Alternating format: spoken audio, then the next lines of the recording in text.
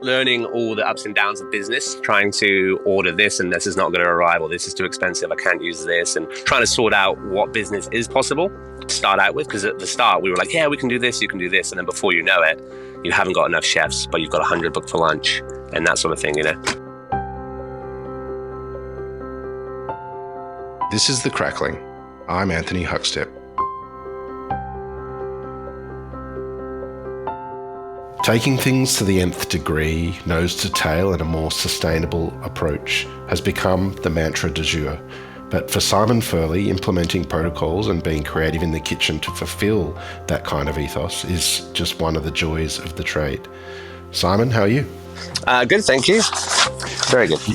Excellent. It's great to get you on the show. You're doing some amazing things up there in Queensland. Tell us a bit about what you're doing.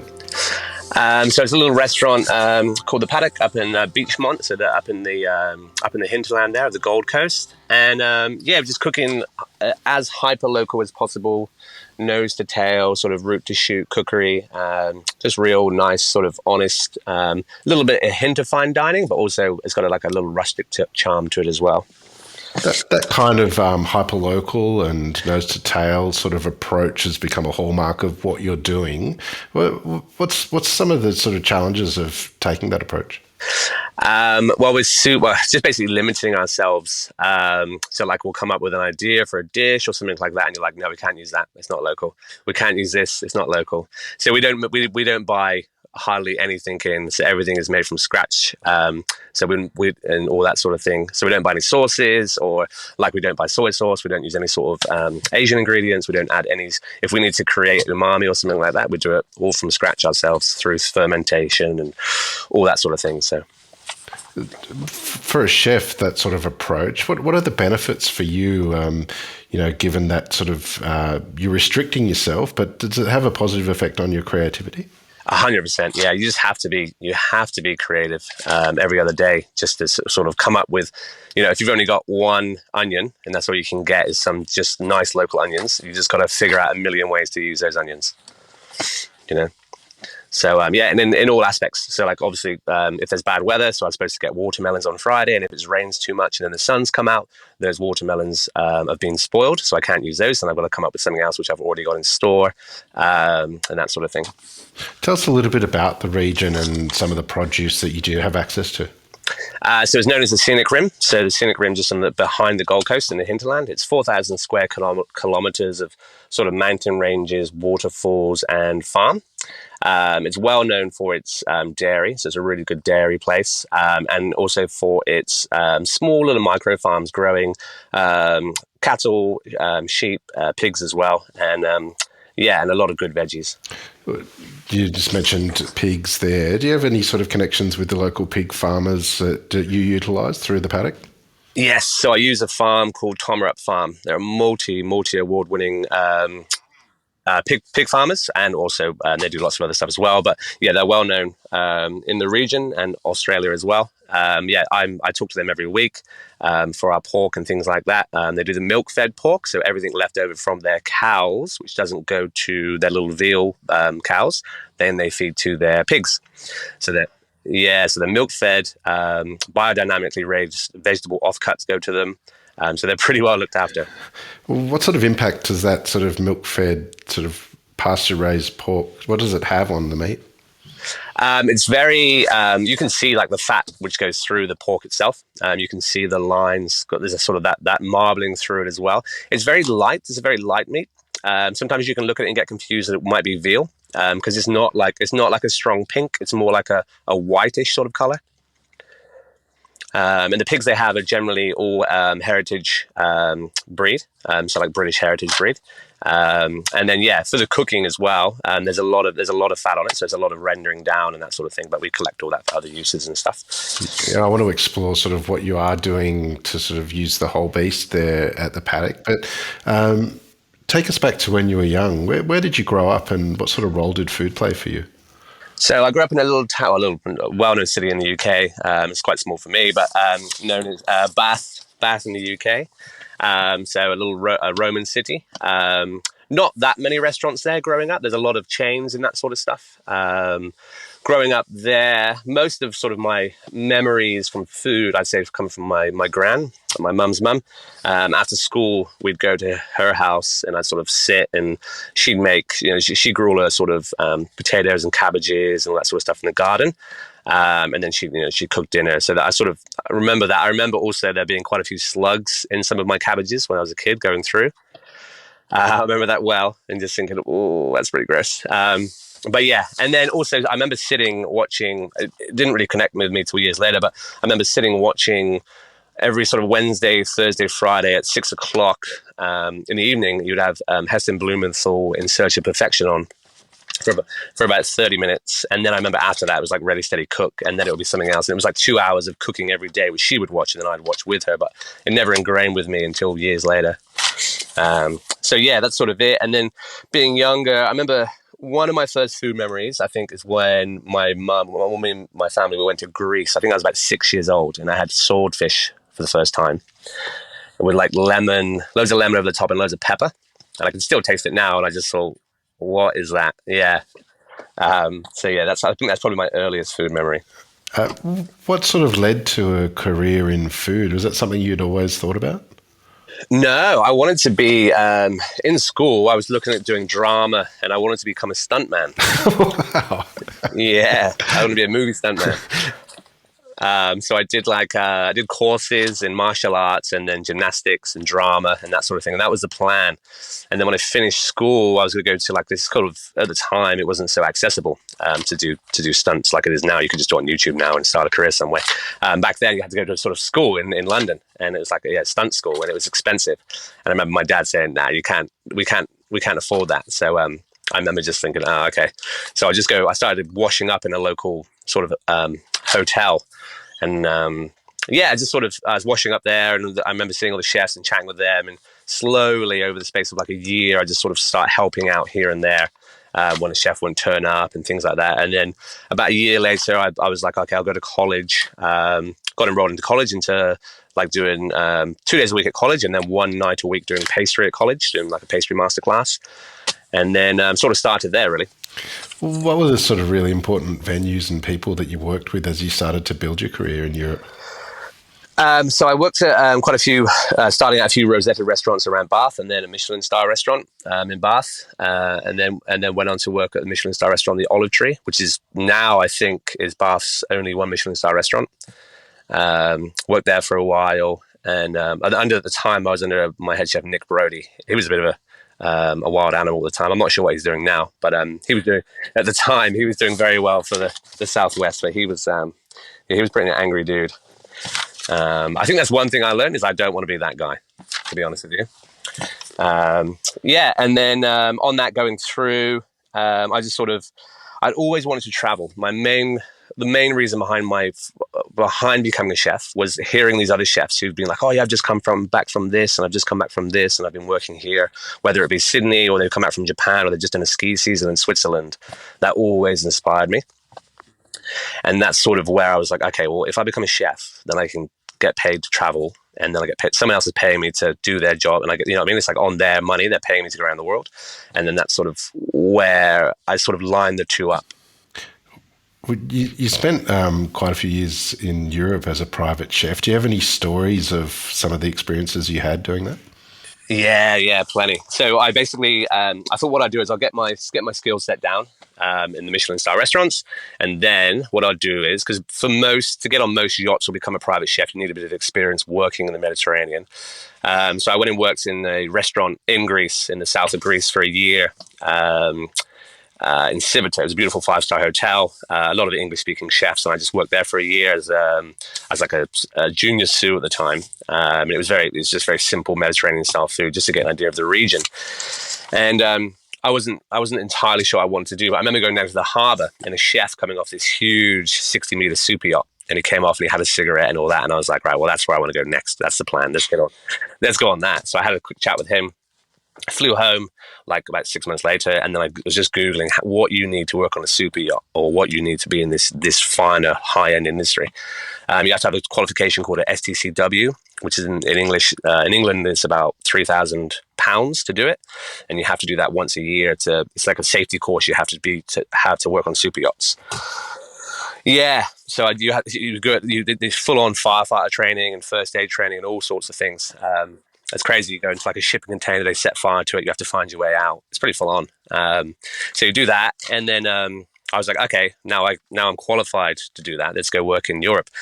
And the thing is about being a private chef, unless you've done it, it's really difficult to get a job, to get a first gig. Like you have to have experience to do it, but you can't get experience if you haven't done it, sort of thing. So I managed to get a job. Me and my girlfriend, who's now my wife at the time, managed to get a job on a yacht. We should have known straight away, really, because it came up on Gumtree, and we were like, okay. So we got this job on this supposedly 30-meter sailing yacht, which is going to take us all around Croatia. And we flew out for the job. The flights were all paid for. We're like, oh, this is good. This is a good start. So we flew out. We landed in Croatia and got to the boat, and it was a sailing boat, and it was an absolute wreck. It wasn't ready. It wasn't sanded. It wasn't painted. The captain was living on board like some pirate. It was like, it was horrendous. And I was just, and he's like, I said, want a guest coming on board? And he's like, oh, a Friday. So if you start getting your menus together. And I went and looked in the kitchen in the galley, and it was just not even ready. There was books in the oven. It was like what we signed up for. Um, so we did some. I've never sanded down a boat. So we spent like a week sanding down, and 4 days sanding down before the guests arrived. The captain was in the cabin, the main cabin for the guests. There was black mold all over the walls, and he was painting over it with just white paint to cover it up before they arrived. Yeah, it was pretty bad. And the guests arrived, and within 2 days they were like, "We're leaving. We're off of here." And we left with them. So we got off the boat, and I was like, "I'm not. This is horrendous. We're not doing this again." So then we flew back to the UK, pretty heartbroken. Like that was our first yacht and our first plan. As we arrived in the UK, got home, and I got a phone call about 9, probably about 10 o'clock at night from an agent. Her name's Justine Murphy. She's well known all over England now for being a super high end yacht chef plus Michelin star chef. Sort of transfer. So she finds good chefs to put in Michelin star restaurants. She's amazing. Yeah, Justine Murphy. She's pretty cool. You should check her out. Anyway, she rang me about 10 o'clock at night, and she said, "I've got a job for you. It's on a proper, real motor super yacht. You got to be there. You got to be in Palma, Mallorca tomorrow at 9 a.m. At 9 a.m. with your menu, with your food, ready to go for a week for these English millionaires." And I was like, okay. And she's like, "You either say yes now, or this is like you don't." And I said yes. So I jumped. I jumped on a taxi, got the taxi to the airport, which is a 2-hour drive. While I'm on the taxi, I'm ringing through two Spanish places in Palma. I have no idea what to do. I don't speak Spanish. And I'm trying to order vegetables and fruit and meat to be sent to this yacht. So then when I get there at 6 a.m., I can start prepping this menu. So I get there, arrive, the boss arrives and then all of a sudden, so I'm on this yacht, I'm prepping stuff, I'm getting everything ready. The first time I've ever worked in a proper yacht. And then this owner arrives, this English guy, and he's like, "Oh, nice to have you on board," everything else. And then for the whole week, it was just full on, absolutely like crazy. Like anyone in the yacht service, you're working like 18-hour days. You don't sleep because like you go to sleep at like 10 o'clock at night, and then at 3 in the morning, the boss's wife will wake up and go, "Oh, can I just get a sandwich, or can I just get this?" And it's just full on. But after that 1 week, you get the paycheck, and you're like, "Wow, that's the most money I've ever seen in my life." At the time, I was 24 years old, and that was insane. So I flew my girlfriend out at the time. Literally, just got her a flight straight out, and then we spent a month in Palma. And then after that month of just enjoying that money, we got another job on another super yacht for an Australian millionaire who made his money in the mines. I think he's a billionaire now. And we spent 3 months with him. We went around Italy, through all the way through Italy, and then up to Croatia again, and just did lots of amazing things, seen some amazing stuff. On that trip, we pulled over next. You remember the cruise ship which sank, the Costa Concordia? That one, yeah, off of Italy. We pulled up there for a day to have a look at it, and we lost one of our anchors. So our anchor got lost at sea, like disappeared. $25,000 anchor just snapped off and disappeared. And our captain, who was Australian, dove down to try and get it, to bring it, to tie a line to it and bring it back up. And he actually got the bends. So we had to, so he had to be, luckily we were near the Costa Concordia, which has a bends displacement center where he could get taken by helicopter and got looked after. He's fine now, which is awesome. But at the time it was very bad. But we were stuck with no captain at sea, just floating around, like no one in charge, for about 2 weeks. And yeah, just on anchor. So the whole thing was put to, like, we couldn't do anything for 2 weeks, so we were just stuck on board. I'd zip out every day on the little tender to go pick up food for the owner and stuff. And yeah, that was a wild couple of months. Yeah, yeah. There's quite a few. Like, the yachting industry is very same as the catering industry or chefing industry is very. There's some crazy ups and downs. What's what sort of things do you cook on sort of private yachts in those circumstances? It, it depends if you're doing like rotational, so you have different guests each week. So someone owns the yacht, but you cook for different guests each week. Then you come up with your sort of menus and that sort of thing. If you're cooking privately, so before I came to Australia, the job I had, I was a private chef for a Russian oligarch for a year, and his family only wanted fish. That's all they wanted. They just wanted fish and salad, which I didn't, it was fine because I knew there'd be a sort of a means to an end, money wise and traveling wise and that sort of stuff. But yeah, it was hard. Like, you're trying to be creative and they're just like, no, we just want fish and salad. So yeah, it depends. Like, some people want really high end stuff. Other people want relaxed stuff. Like the Australian guy, he literally just wanted steak and chips at the time. For the whole time I was on board with him, but his wife wanted high end stuff. So he'd be cooking a tasting menu for his one wife on board and then just for him steak and chips. Yeah, and then his son would come in at 4 a.m. from the club and want a pizza. It's yeah, yeah. They call it the golden handcuffs working on yachts, because like the money's worth it, but you are kind of, yeah, you're chained to them basically. So yeah. How did you end up in Australia? So after that, after all the yachts for 4 years and private chalets and all that sort of stuff, I was like, let's, me and my wife, we both were like, let's move on from Europe. We've seen, once you go around Italy 5 times in a yacht and you've seen the same harbours and same towns, we wanted something different. And I was like, well, at the time we were living in Monaco, on the boss's villa for 6 months, and then on his yacht for 6 months. And living in Monaco is as nice as it is. It's not really real. Like, it's not really a real place to live. And me and my wife are massive adventure people. We love going out to see wildlife. We love exploring and that sort of thing. And I was like, let's try something new. I came to Australia backpacking when I was 19, but I ran out of money within like a month in Sydney. And I was like, so I flew home, and then I was like, let's go to Australia. Let's try and do a bit in Australia. So our plan was just to come over for 2 years. I applied for a couple of jobs with, like, I think it's the world's 50 best lodges. I just sort of applied to all of those and seen what was around, and what good restaurants were in those lodges and that sort of thing. So originally I was supposed to come over as sous chef for the Peak restaurant, which is one of the Spices restaurants. I'm going to go as sous chef for that. And then at the time, Ash Martin was just starting to build Hidden Vale, Spices Hidden Vale, which was the old homestead. And I spoke to him on the phone, and then about 2 weeks later, me and my wife flew over, landed in Brisbane, and then Ash picked us up, and then ended up staying in Australia until now, so 8 years. What was it about Australia that made you stay? I think a bit of everything, really. I love the people. I think generally the people are amazing. They're very helpful, and they'll always go out their way to help you. Well, the people I've met anyway. I love the food, the produce over here. Obviously, the weather is amazing. And the wildlife. Like, where we live 2 hours in from Brisbane, you constantly get encounters with amazing wildlife, whether it be, a snake in the roof of the kitchen, or a kangaroo trying to get into the restaurant, or, all that sort of thing. Like, I really enjoy that sort of thing. What's it been like for you sort of delving into that world of the hyper-local, and what were the challenges when you first sort of started that? Just deliveries, because you've got one lady who grows radishes a week, but she's not got the means to deliver to you, so you have to go pick stuff up. So on a morning, myself or Ash or one of the team would do a 3-hour round trip to pick up radishes, local Murray cod, local freshwater crayfish, some tomatoes, and you do that 3 times a week before you even start your day of prepping. Yeah, and I do that now. Every week I do a 2.5-hour round trip to pick up fish and then pick up other bits and bobs per week. It's sort of, because no one's going to deliver because you're in the middle of nowhere. And the only ones who will deliver will be the big bulk companies. And you sort of want to, as much as their ingredients are beautiful, you want to sort of bring money and economy to the local guy down the road who's growing 4 watermelons a week, Yeah. These days where you are is Beach Mont Estate, but you've sort of been there from the beginning with the Paddock to help build the restaurant from the ground up. What was that process like?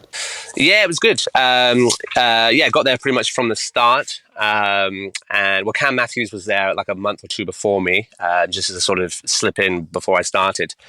And it was good. Like just learning all the ups and downs of business, trying to order this and this is not going to arrive, or this is too expensive, I can't use this, and this is not going to work this day, and all that sort of thing. And just trying to sort out what business is possible to start out with. Because at the start we were like, yeah, we can do this, you can do this. And then before you know it, you haven't got enough chefs, but you've got 100 booked for lunch and that sort of thing, So that was always hard. That's always sort of hard. And where we are, staffing is a massive issue because we're on a mountain and there's only about, it's an hour either way to come to work, whoever you are. So it's a big commitment. You've got a real sort of paddock to plate philosophy there going on, and you briefly mentioned the pigs. So tell us about that relationship. Do you get whole pigs in, or how does it work? Yes. So I'll talk to Kay or Dave, the Tomrup Farm pig farmers, and I'll say, hi, can I order, say, for 2.5 months' time, 3 months' time, can I get 3 pigs again? Yeah, and they'll say, okay, cool. We'll make sure they're on this, make sure they're on this diet, or this and this, or they might not be ready side because it hasn't rained enough, so they haven't got enough stuff coming through. The cows haven't done enough, you know what I mean? So it's all that sort of thing.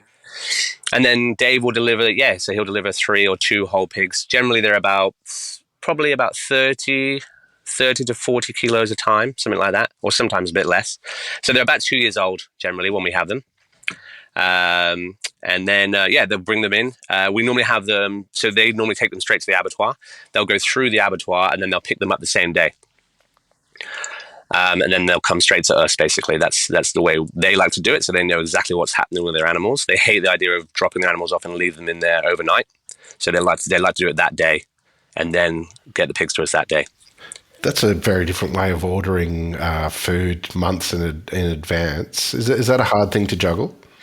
It is, yeah. So we have to use choose our menus, and the way we write stuff down on the menus very wisely. Like literally on mine, it just says Tomrup pork and then local veggies because I have no idea what I'm getting in. It's very basic the way it's written, just because it's too difficult to say, oh yeah, you're definitely going to have rhubarb this week because there might not be rhubarb this week or that sort of thing. But we know if we get 3 pigs in, that 3 pigs will last us probably on a busy week and busy months, probably about 2 months. Wow. Yeah, we make it go as far as humanly possible, yeah.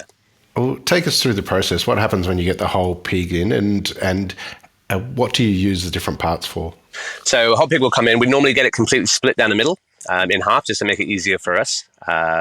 So then each chef will butcher it down. So we'll stop what we're doing, we'll wipe down, and then each chef will take a side. We normally take the head comes in whole. We work out the head later on, but normally we take the front and back legs off. And then we trim down, we take the ribs off and the bellies, and then we put the ribs and the bellies. We have a big dry aging fridge, so we put the ribs and the bellies in the dry ager. And then the chops will sort of clean up, and they'll go in the dry ager as well. The maximum we normally dry age for is about 25 to 30 days. That's like the tip of that's the end of it, really. And then the shoulders, what we do is we'll then butcher those down, take out any sinew and all that sort of thing. And then we either cure them as whole, nice little pieces, or we make salamis and that sort of thing. With the necks, we'll then cure those down to make copper. And then with the ears, we normally boil those with all the skin from the animal. We boil all that up, and then we dehydrate that for crackling, for snacks and canapes, all that sort of thing. And then the trotters, we boil those down. Normally we do 2 trotters for stocks and then 2 trotters for gelatine for desserts and things like that. And then anything which is left over from then, so we have the liver normally and the kidneys and that sort of thing. I then secretly force those to people and they don't know about it. So like I've got a meatball on the menu at the moment. It just literally says pork, potato and onions, and it's a traditional English faggot recipe. So it's liver, the leg butchered down, and then we mince all that together, and it's absolutely delicious with sage and all that. Pan fry that off, add pork stew, pork stock, and then we cover that in like a nice mash sort of like mash foam sort of thing, and they eat it and they say it's amazing. But because a lot of especially where we are, Queenslanders don't seem to like offal that much. So I sort of just put it in there without them knowing. And then like I've got this little barbecued sirloin dish on. Between the layers of sirloin, I just put a little bit of pork liver in there, which is like macerated in chili and that sort of thing. So it's still delicious. Yeah. So they just don't know about it until they've eaten it. And they're like, oh, I've never eaten pork liver. That was delicious. Do you have any sort of favorite cuts and favorite ways to cook those cuts that you can share? Yeah, I mean, I love making me and the team all love making salami. We love doing the shoulder and a bit of the leg, and we make like a proper spicy salami. And the end result of slicing on the meat slicer after 2.5 months, and you eat it, and it's come out like bang on, is amazing. We love that. I'm really like pork belly, which has been dry aged, and then just because we cook off fire in the kitchen. We predominantly cook off fire. We have this beautiful fire rack, so we just put this whole belly on, and it cooks for about 7 hours over the fire all day. And because it's been dry aged, the skin goes like sort of glass, and it just gets all that smoky and everything else. And we just serve it on the menu that night, and then we won't reuse it again because it doesn't really we'll make sure we sell out that night, because when you regen it that way, it doesn't come great. It doesn't come back great. But yeah, I think that pork belly cooked over smoke, low and slow, is pretty special. You mentioned that you're making your own small goods there. What's that process been like for you? Has there been some real challenges, and what do you need to get them right? Well, first off, yeah, I've always had the idea of I wanted to do it because it's such a good way of using every part of the animal without just freezing it down and thinking I'm just going to boil this up later into a stew. You can get every single part, cover it in salt and a bit of cure mixture if you need to for 2 weeks, and then put it in dry ager, and you've just got all whatever. As soon as I started at the Beachmont, I spoke to Cleaver Salami Cabinets. He was a small little sort of salami cabinet fridge maker, and now he's gone bananas. Everyone's using him. I know it's every good chef in Australia is using him now because he's doing so well. But yeah, basically we got the cabinet, and in there it stores meat or curing meat at 10 degrees and slowly takes the moisture out, just slowly. So when you make salamis or you do like a whole leg, for example, like a cured pork leg, you just cover it in salt. We leave it in there leave it in the salt for about a week, 2 weeks. Take it out, put it in the curing fridge for about 9 months, and then at the end you have your beautiful pork. Yeah, I mean we've been very creative with it. We sort of ran before we could walk. We thought we'd be clever. So when we first got our first pork legs in, we're like, yeah, we'll take the bones out and we'll roll it this way and we'll hang it and we'll salt it. And then after 9 months, we opened it and it was all green and black in the middle. And we sent it to the salami guy who knows everything about salami. He's like, yeah, maybe just keep the bone in. It's much better to do it that way. Don't be too clever. And we're like, oh, okay. All right. So from now on, yeah. And then from now on, we do it we do it the proper way and all that sort of thing. One thing I do want to crack this year is get an nduja or duya, make our own homemade spicy duya. I love duya. It's amazing. But yeah, to do that ourselves properly, that's my next sort of challenge. You mentioned that you and your wife are avid travellers, but what's sort of keeping you in the region that you are and not setting you off around the globe? I don't know. I mean, I think we've got a little 2-year-old now, so she's where she is, and I love it. I love where we are. I love the scenic rim.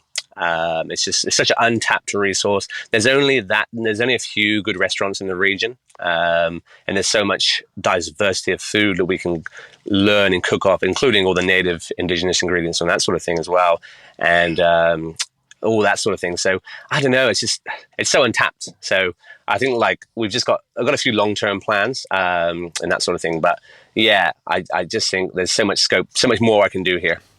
Well, you've become a real voice on the plate for that region since you've been here. What do you love about what you do?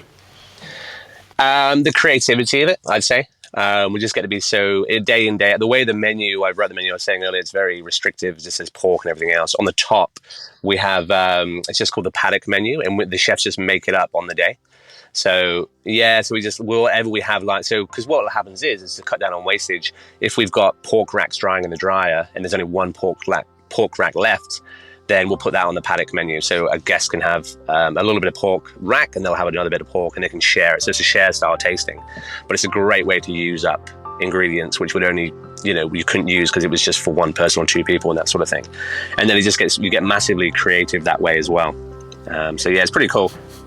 Well, it's amazing what you're doing there, Simon, and an honour to get you on the Crackling today to hear a part of your story. Please keep in touch and love to catch up again soon. Awesome. Well, thank you very much. This is The Crackling, a Deep in the Weeds production in partnership with PorkStar. I'm Anthony Huckstep. Stay tuned as we catch up with some of Australia's best chefs and pork producers to discover what makes Australian pork so special.